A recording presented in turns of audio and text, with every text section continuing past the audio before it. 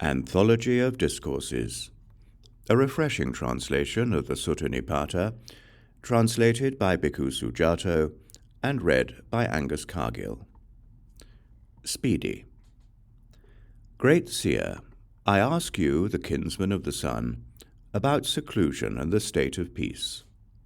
How, having seen, is a mendicant extinguished, not grasping anything in this world?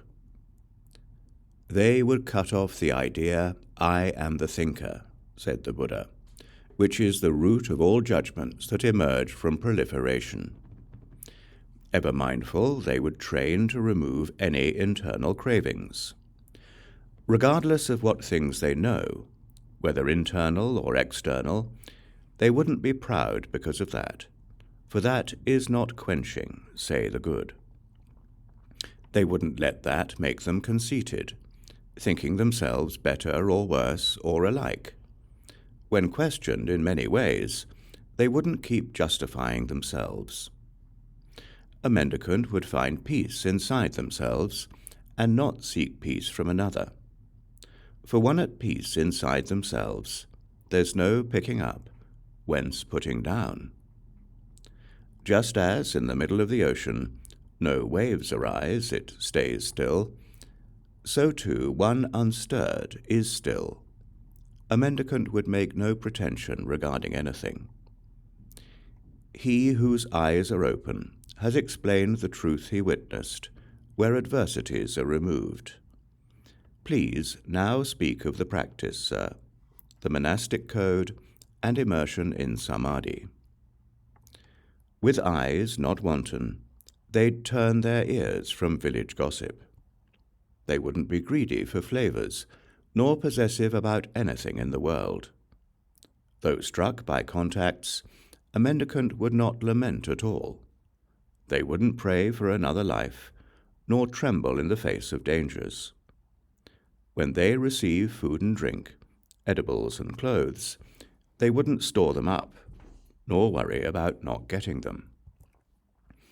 Meditative, not footloose, they'd avoid remorse and not be negligent. Then a mendicant would stay in quiet places to sit and rest. They wouldn't take much sleep, but being keen, would apply themselves to wakefulness. They'd give up sloth, illusion, mirth, and play, and sex and ornamentation. They wouldn't cast Aṭṭhakavagga spells, interpret dreams or omens, or practice astrology. My followers would not study ominous animal cries, work as a doctor, or treat an impacted fetus. Not shaken by criticism, a mendicant would not gloat when praised. They'd reject greed and stinginess, anger and slander. They'd not stand for buying and selling. A mendicant would not speak ill at all. They wouldn't linger in the village, nor cajole people from desire for profit. A mendicant would be no boaster, nor would they speak suggestively. They wouldn't train in impudence, nor speak argumentatively. They wouldn't be led into lying, nor be deliberately devious. And they'd never look down on another because of livelihood, wisdom, or precepts and vows.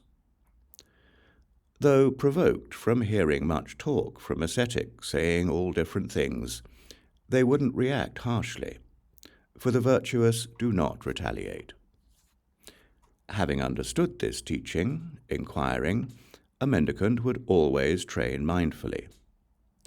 Knowing quenching as peace, they'd not be negligent in Gautama's bidding, for he is the vanquisher, the unvanquished, seer of the truth as witness, not by hearsay. That's why, being diligent, they would always train respectfully in the Buddha's teaching.